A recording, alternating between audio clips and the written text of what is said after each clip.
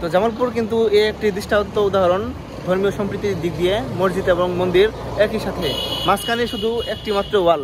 আমি 3 দিন হারাই গেছিলাম এই হাটে। এরিয়া মনে বড় আসলো, আরো অনেক বড় আছে।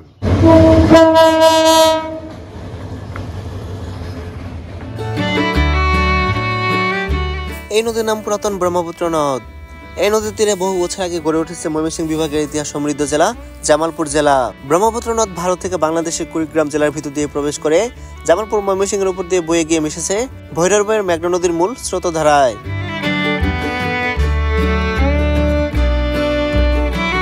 নদীর দুপাশে রয়েছে বৃহত্তর ময়মনসিংহের ইতিহাস সমৃদ্ধ ও পর্যটন খ্যাত জেলা জামালপুর এবং শেরপুর জেলা। প্রাচীনকালে দুই জেলার ইতিহাস ঐতিহ্যের জীবন্ত সাক্ষী এই ব্রহ্মপুত্র নদ। ব্রহ্মপুত্র নদীর উপর নির্মিত ব্রহ্মপুত্র সেতু হয়ে উঠেছে জামালপুর ও শেরপুর জেলার মানুষের যাতায়াতের একমাত্র সড়ক সেতু। 2005 সালে তৎকালীন প্রধানমন্ত্রী বেগম খালেদা জিয়া সেতুটি উদ্বোধন করেন। একসময় এখানে ফেরি চলাচল করত, এজন্য স্থানীয় মানুষের কাছে এখন ফেরিঘাট নামেও পরিচিত। বর্তমানে এই সেতু দিয়ে রাজধানী ঢাকা থেকে সরাসরি জামালপুর শেরপুর হয়ে কুড়িগ্রামের রৌমারী উপজেলা পর্যন্ত যাওয়া যায়। অনেকে আবার শেরপুরের পর্যটন কেন্দ্রগুলো ঘুরে আসতে সড়ক সেতু ব্যবহার করে থাকেন।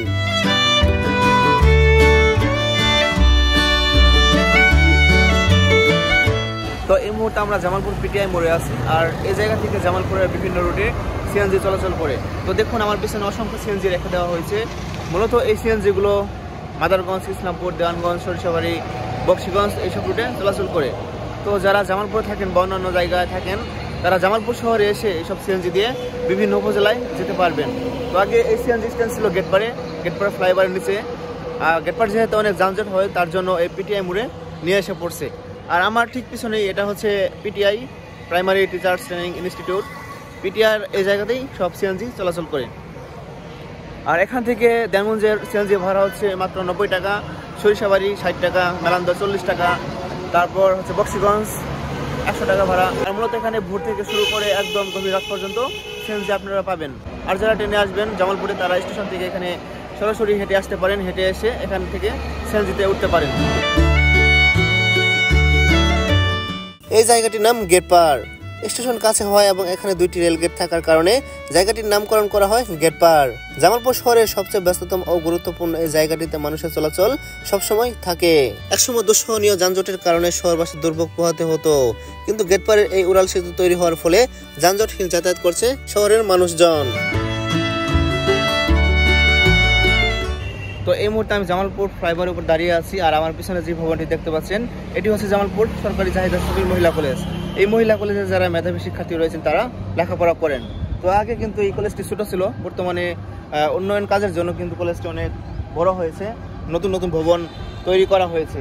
মূলত এই মহিলা কলেজ থেকেই পাশ করে দেশের বিভিন্ন জায়গায় সুনামের সহিত আমাদের জামালপুরের শিক্ষার্থীরা লেখাপড়া করছে বা চাকরি করছে, এবং অনেক শিক্ষার্থী রয়েছে যারা এখানে লেখাপড়া করে ভালো অবস্থানে গিয়েছে।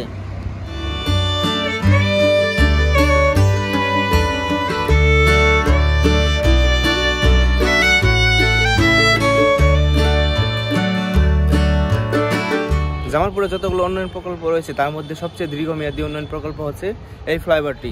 এই ফ্লাইওভারের কাজ শেষ করতে 5 বছর সময় লেগেছে। যদিও এই কাজের মেয়াদ ছিল মাত্র 2 বছর, কিন্তু বিভিন্ন কারণে 3 বছর সময় বেশি লেগেছে।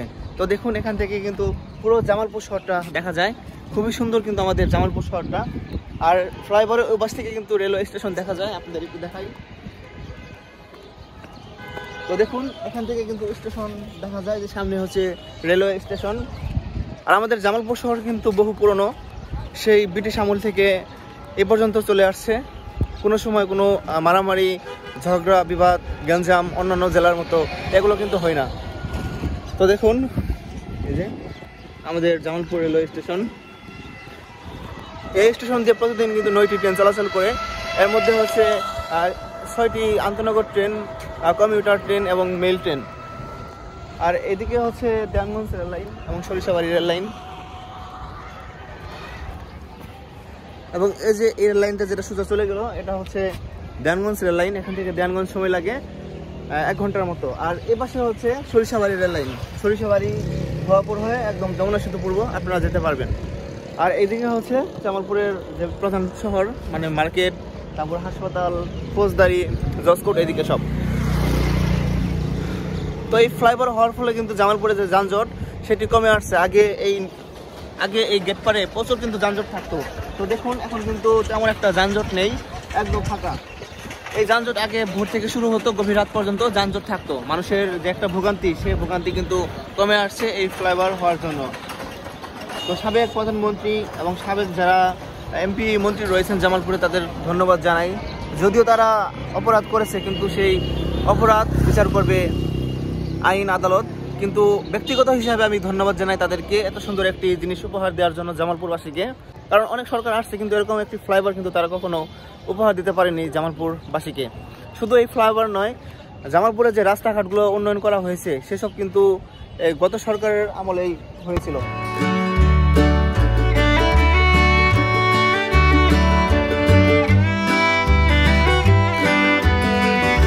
এই মুহূর্তে আমি যে জায়গায় দাঁড়িয়ে রয়েছি, এই জায়গার নাম হচ্ছে লম্বা গাছ। আগে এখানে একটি লম্বা গাছ ছিল, যার জন্য এই জায়গাটির নামকরণ করা হয় লম্বা গাছ। তো এই এলাকাটি কিন্তু বহু পুরনো একটি এলাকা জামালপুরের মধ্যে। এবং আমার পিছনে যে বড় ভবনটি দেখতে পাচ্ছেন, এটি হচ্ছে Jamalpur fire service civil defence station. আর এখানে কিন্তু সব মেশিনারির যে দোকান, বিভিন্ন পার্টস ক্রয় বিক্রয় করা হয়ে থাকে। সেই লম্বা গাছটি এখন এখানে আর নেই। তো লোকমুখে শোনা যায় সেই লম্বা গাছের ডাল কাটলে নাকি রক্ত বের হতো। আবার অনেকে বলতেন সেই লম্বা গাছ নাকি এক রাতে সৃষ্টি হয়েছিল। তো এ নিয়ে কিন্তু অনেক ইতিহাস মানুষের মুখে শোনা যায়, যারা পুরোনোকালের মানুষজন রয়েছে তাদের মুখে। তো লম্বা গাছ কিন্তু সেই আগের চিরচেনা রূপ সেটি এখন আর নেই। দেখুন কত পরিবর্তন হয়েছে, রাস্তা বড় হয়েছে এবং ফ্লাইওভারে শুরু হচ্ছে এই লম্বা গাছ থেকে।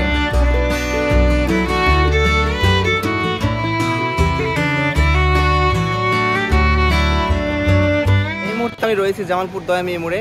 আর এই দয়ামি মোড়কে জামালপুরের 0 পয়েন্ট বলা হয়ে থাকে। মানে এখান থেকে এই প্রত্যেকটি জেলার দূরত্ব হিসাব করা হয়। এবং জামালপুরের মধ্যে সবচেয়ে পুরনো এলাকা হচ্ছে এই দয়ামি মোড়। তো এখানে আগে একটি খোলা মাঠ ছিল এবং শহীদ মিনার ছিল এই পাশে। আর এখন শহীদ মিনার কিন্তু অনেক বড় করে তৈরি করা হয়েছে এবং এর ভিতরে কিন্তু একটি পার্ক নির্মাণ করা হচ্ছে। আর এই রাস্তার মাঝখানে কিন্তু একটি পুলিশের ট্রাফিক বক্স ছিল, সেই পুলিশের ট্রাফিক বক্সটি এখন আর নেই। আর সেই যে আগের দয়ামি মোড়, সেই আগের দয়ামি মোড়ও কিন্তু এখন আর খুঁজে পাওয়া যায় না। তো অনেক পরিবর্তন হয়েছে, সেই সাথে জামালপুরের যে উন্নয়ন সেটি হচ্ছে। আর আমার ঠিক সামনে হচ্ছে জামালপুর দয়ামি মন্দির। এই মন্দিরের বয়স হচ্ছে আনুমানিক 327 বছর বয়স। সেই পুরনো ঐতিহ্যবাহী দয়ামি মন্দির কিন্তু জামালপুরের একটি ঐতিহ্যের অংশ।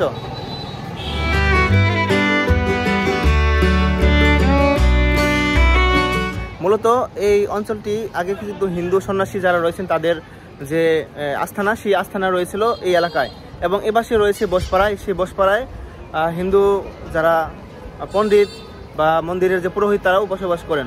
বেলা বাড়ার সাথে সাথে কিন্তু এখানে ভিড় অনেক বেশি হবে, কারণ এখান থেকে বিভিন্ন জায়গায় অটো চলাচল করে, যেমন নান্দিনা, তারপর হচ্ছে ময়মনসিংহেরও কিন্তু সিএনজি যায় সামনে থেকে। জামালপুর শহর এবং জসকোট, মেলান্দ সব জায়গার কিন্তু অটো এই দয়ামি মোড় থেকে চলাচল করে। আর এটা হচ্ছে আমাদের শহরের প্রধান রাস্তা, এই সোজা চলে গেল। আর এদিকে চলে গেল হচ্ছে আপনার ময়মনসিংহ হয়ে ঢাকা। আর এদিকে হচ্ছে টাঙ্গাইল বাস স্ট্যান্ড হয়ে মধুপুর হয়ে আপনারা ঢাকাও যেতে পারবেন এই রাস্তায়। তো এটা হচ্ছে 3 রাস্তার মোড় এবং জামালপুরের সবচেয়ে পুরনো একটি এলাকা।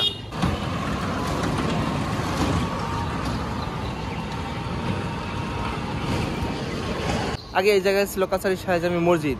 সেই মসজিদ ভেঙে এখানে একটি মডেল মসজিদ নির্মাণ করা হয়েছে। তো এটা হচ্ছে জামালপুর জেলা মডেল মসজিদ এবং ইসলামিক সাংস্কৃতিক কেন্দ্র।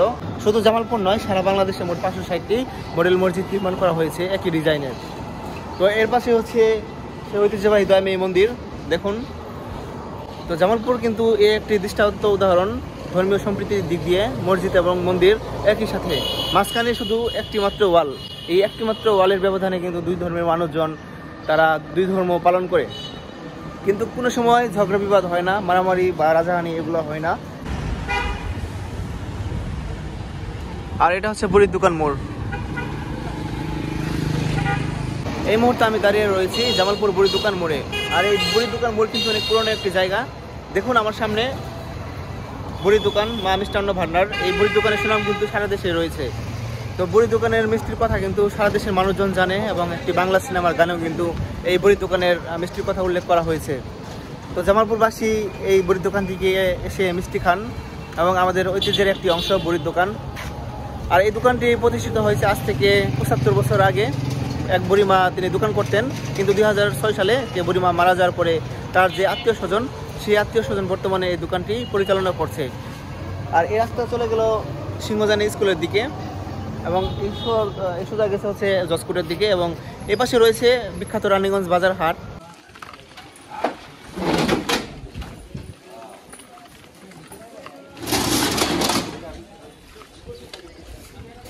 আমি যে জায়গায় দাঁড়িয়ে রয়েছি এই জায়গার নাম হচ্ছে রানীগঞ্জ বাজার হাট। তো এই হাট কিন্তু অনেক পুরনো একটি হাট, সেই ব্রিটিশ আমল থেকে শুরু হয়েছিল এই হাটটি। তো আগের চিত্র আর এখনকার চিত্র কিন্তু অনেকটা ভিন্ন। আগে এখানে লোকজনের অনেক সমাগম থাকতো, আর সাপ্তাহিক হাটের দিন হচ্ছে শনিবার এবং মঙ্গলবারে।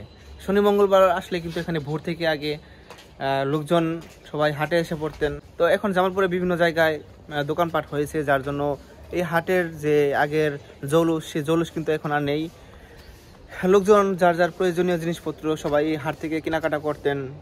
দূর দূরান্ত থেকে সবাই আসতেন, চরাঞ্চল থেকে সেই চাপাতলি ঘাটে নৌকা আসতো, আসার ফলে এখানে সবাই এসে ব্যবসা বাণিজ্য করতেন। মূলত ব্যবসা বাণিজ্যের একটি প্রাণকেন্দ্র ছিল এই রানীগঞ্জ বাজার হাট। সেই ব্রহ্মপুত্র নদ শুকিয়ে যাওয়ার ফলে এবং কালের বিবর্তনে এই হাটটির বর্তমানে চিত্র শেষ হয়ে গেছে। তো আগে রানীগঞ্জ বাজার হাটটা কেমন ছিল?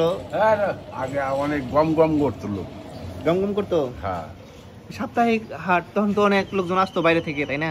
মনে করলেন আপনার একটা কথা বুঝাই। হ্যাঁ। আগে পাতাল্লা থেকে পর্যন্ত হাট হইতো 16টা বাজার হয়েছে। ওই বাজার থেকে গিয়ে এই বাজারে আসবো, কেউ আসবো না এখানে, আসবো তার জন্যই অতএব কম।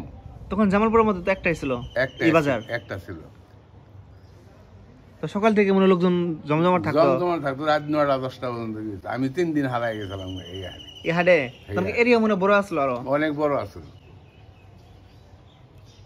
তখন এই বাজারগুলো হওয়ার জন্য বর্তমানে তো এই হাটের অবস্থা শেষ। তখন দূর দূরান্ত থেকে মানুষজন আসতো, সবাই অনেক আসতো। হাজার মানুষ হইতো, হাজার 100 মানুষ হয় না, এই অবস্থা হয়েছে। এই জায়গায় তুই তরকারি, মাছও পাওয়া যায়, মুরগিও পাওয়া যায়, গুলগুলিও পাওয়া যায়। তো আমরা রানীগঞ্জ বাজার হাটে এসে এক মুরব্বী চাচার সাথে আলাপ করলাম। তিনি আমাদের জানালেন সেই পুরোনো দিনের রানীগঞ্জ বাজার হাট এখন কিন্তু এক ভাগও নেই। আগে কিন্তু অনেক জমজমাট ছিল, জামালপুরের মধ্যে একটি মাত্র হাট ছিল। সবাই এখানে সাপ্তাহিক হাটে আসতেন, দূর দূরান্ত থেকে সবাই এখানে এসে বাজার ঘাট করে নিয়ে আবার চলে যেতেন। আর এখন দোকানপাট হয়ে গেছে জামালপুরের মধ্যে, সেই আগের অবস্থা এখন আর নেই। আগের যে ইতিহাস, যারা পুরনো মানুষ হয়েছেন তারা কিন্তু জানেন যে কতটা সমৃদ্ধ ছিল এই বাজারটি। রানীগঞ্জ বাজার প্রতিষ্ঠার সঙ্গে গভীরভাবে যুক্ত ছিল ব্রহ্মপুত্র নদের। এই নদী ছিল প্রধান যোগাযোগের ও বাণিজ্যের ধমনী। ব্রিটিশ বণিকদের চোখে এই স্থানটি ছিল উত্তরবঙ্গে কৃষিজাত পণ্য, বিশেষ করে পাটের এক গুরুত্বপূর্ণ সংগ্রহস্থল। রানীগঞ্জ তখন ধুলো আর কাদা মিশ্রিত এক জনপদ ছিল। এখানে ভিড় জমাতেন দূর দূরান্তের মহাজনরা, যারা নৌকার বহর নিয়ে আসতেন বিভিন্ন গ্রামগঞ্জ থেকে। হাটের দিনগুলোতে যেন গোটা জনপদ রানীগঞ্জে এসে মিশে যেত। 21 শতকের আধুনিকতা যখন জামালপুরের দরজায় কড়া নাড়লো, তখন রানীগঞ্জ বাজার তার পুরনো জৌলুস অনেকটাই হারালো। আধুনিক শপিং মল, বহুতল ভবন আর দ্রুতগতির যাতায়াত ব্যবস্থার কাছে পুরনো দিনের হাটের ধীরগতি পরাজিত হলো। সেই সাথে নদীর পথের গুরুত্ব কমতে শুরু করার সঙ্গে সঙ্গে রানীগঞ্জে সেই ঐতিহাসিক বাণিজ্যিক মহিমা ম্লান হয়ে এলো।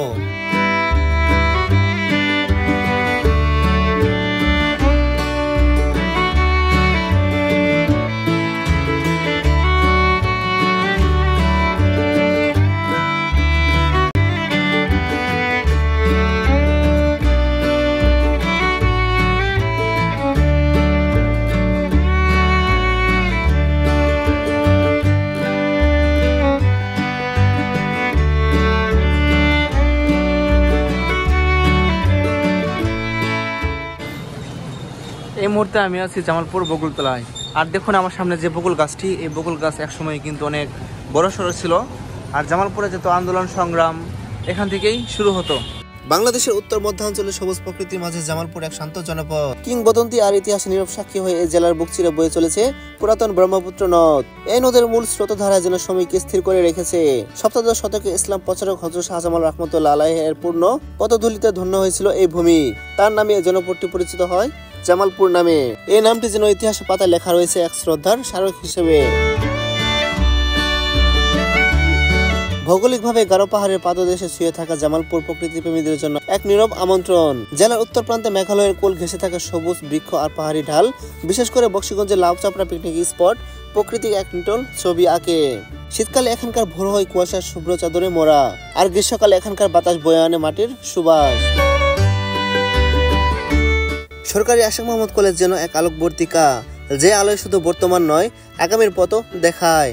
এখানকার প্রতিটি শিক্ষার্থী শিখে কিভাবে মাথা উঁচু করে দাঁড়াতে হয়, কিভাবে নিজের জীবনকে অর্থবহ করে তুলতে হয়। জ্ঞানের অমর প্রদীপ হাতে নিয়ে এই কলেজের সন্তানেরা ছড়িয়ে পড়ে দেশের বিভিন্ন জায়গায়, কেউ শিক্ষায়, কেউ প্রশাসনে, আবার কেউ বা সৃজনশীলতার ভুবনে। এই কলেজ শুধু একটি শিক্ষা প্রতিষ্ঠান নয়, এটি একটি জীবন্ত ঐতিহ্যের কর্মশালা ও মানবিক প্রশস্ত প্রাঙ্গণ, যেখানে প্রতিটি প্রভাতে জন্ম নেয় নতুন সম্ভাবনা, আর প্রতিটি গোধূলিতে জ্বলে ওঠে আগামীর দিনের আলোর আশায়। জামালপুর পৌরসভা প্রতিষ্ঠিত হয় 1869 সালে। ব্রহ্মপুত্রের নীরব স্রোতকে সঙ্গী করে জামালপুর পৌরসভা যেন এক প্রাচীন জনপদের নবজাগরণের এক প্রতীক।